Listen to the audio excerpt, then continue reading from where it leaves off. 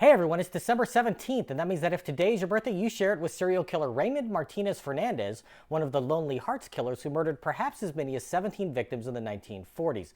And that is him right up there. Fernandez was born in Hawaii in 1914, the son of Spanish immigrants. When he was a young child, the family moved to Connecticut, and when he reached adulthood, he moved to Spain, where he married and had 4 children. He abandoned his family and joined the British military during World War II, serving as an intelligence officer.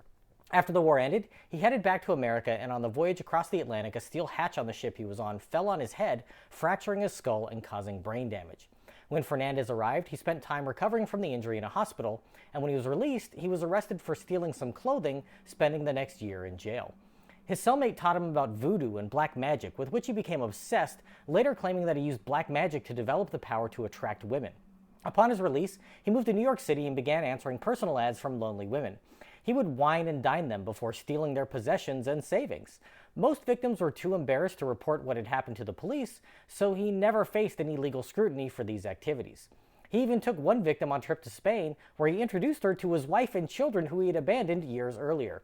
The woman died under suspicious circumstances, and he used a forged will to gain control of her estate.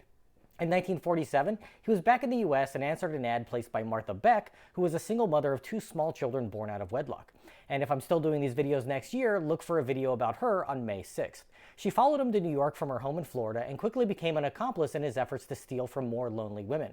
Beck would pose as his sister, though she was in fact his lover, and when he would consummate his relationships with victims, she would become enraged with jealousy. They moved beyond just stealing from women to actually killing them, murdering 3 victims in 1949. The first occurred when Beck walked in on Fernandez in bed with his latest target, and she smashed the woman's head in with a hammer, followed by Fernandez strangling the woman to ensure she was dead. The pair traveled to Michigan to stay with another woman as part of their scam, and Beck attempted to strangle her daughter when the child wouldn't stop crying.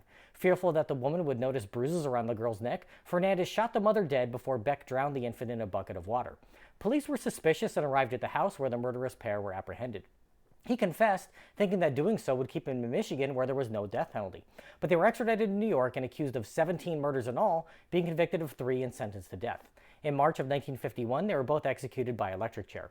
Their last words were professions of love for one another, with Fernandez saying, "I want to shout it out, I love Martha," and Beck saying, "My story is a love story."